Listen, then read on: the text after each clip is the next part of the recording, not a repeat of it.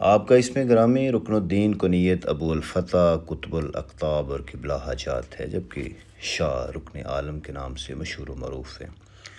آپ شیخ الاسلام اور مسلمین حضرت غوث بہاؤالدین زکریا ملتانی کے پوتے اور حضرت صدر الدین عارف رحمۃ اللہ علیہ کے فرزند ہیں۔ آپ کی والدہ محترمہ ولیہ کاملہ رابعہ اثر حضرت بی بی راسی رحمۃ اللہ علیہ ہیں، جو کہ حضرت بہاؤالدین زکریا ملتانی رحمۃ اللہ علیہ کی مریدہ اور قرآن کی حافظہ تھی۔ روزانہ ایک قرآن پاک ختم کرنا آپ کا معمول تھا۔ آپ کا مزار سٹی ریلوے اسٹیشن کے جنوب میں واقع ہے۔ یہ آفتاب ولایت 9 رمضان المبارک 649 ہجری بروز جمعۃ المبارک کو حضرت شیخ العارف صدر الدین محمد کے ہاں پیدا ہوئے۔ حضرت شیخ بہاؤالدین زکریا نے آپ کی پیدائش پر خود آپ کے دائیں کان میں اذان دی اور بائیں کان میں تکبیر کہی اور آپ کا نام رکن الدین رکھا اور غربا اور مساکین کے دامن جوہر سے بھر دی۔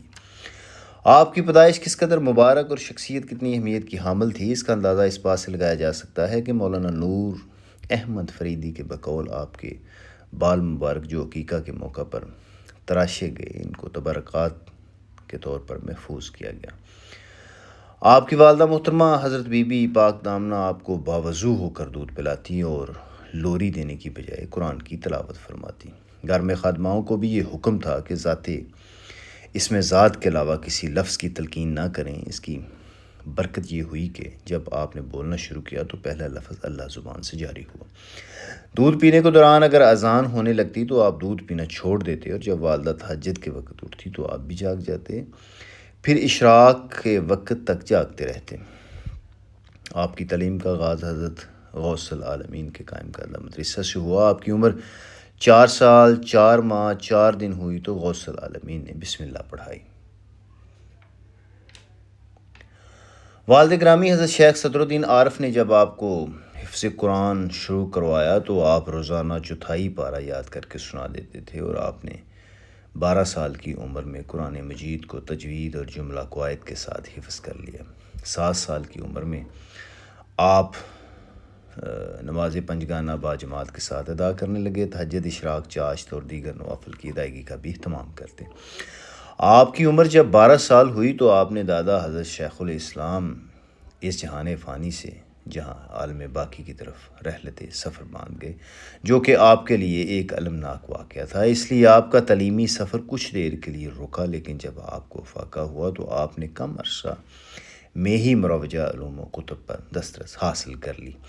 حضرت شاہ رکن عالم اپنے عظیم المرتبت دادا حضرت غوث العالمین اور والد گرامی حضرت شیخ العارف کا اس قدر احترام کرتے تھے کہ ان کے سامنے بلند آواز میں کلام نہ کرتے، نہ سر اٹھاتے، ہر وقت مؤدب رہتے اور محفل میں دوزانوں بیٹھتے اور اپنی نگاہوں کو ہمیشہ جھکا کر رکھتے۔ اسی ادب سے متاثر ہو کر حضرت خواجہ شمس الدین سبزواری نے آپ کو رکن الدین کے لقب سے نوازا۔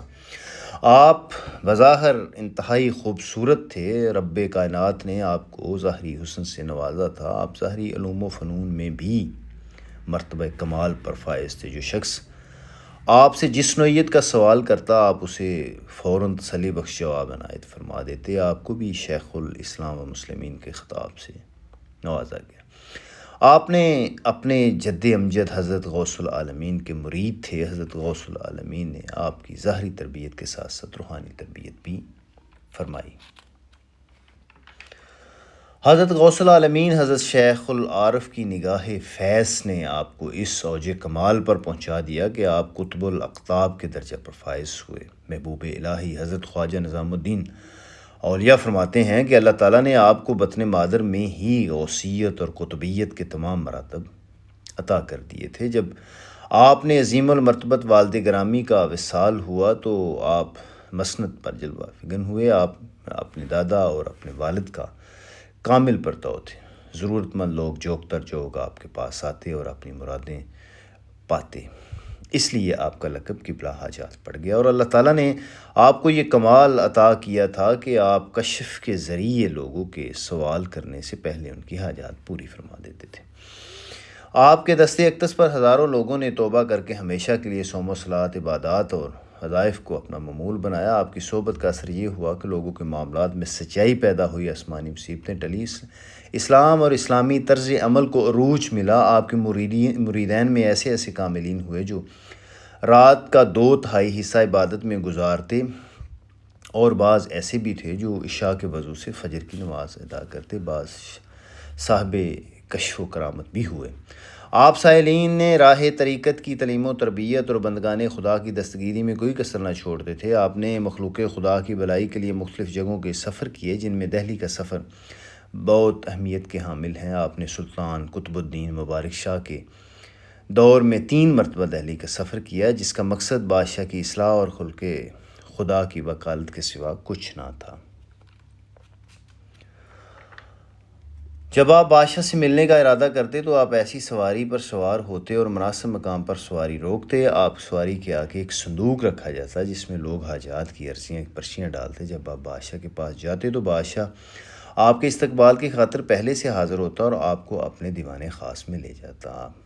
آپ کا خادم صندوق بادشاہ کے سامنے رکھتا، بادشاہ وہ چٹھیاں پڑھتا اور لوگوں کے مسائل فوری طور پر حل کرتا جاتا۔ جب عوام کے مسائل حل ہو جاتے تو آپ واپس تشریف لے آتے۔ اکثر اوقات بادشاہ آپ کو کافی تعداد میں اشرفیاں پیش کرتا جو آپ مخلوق خدا میں تقسیم کرتے ہوئے واپس آتے۔ آپ کی اولاد نہیں تھی۔ آپ نے اپنے بھائی شیخ حماد الدین کے فرزند حضرت صدر الدین محمد کو اپنی فرزندی میں لیا، ان کی تعلیم و تربیت پر خصوصی توجہ فرمائی اور وصال سے قبل ہی انہیں اپنا جانشین مقرر فرمایا۔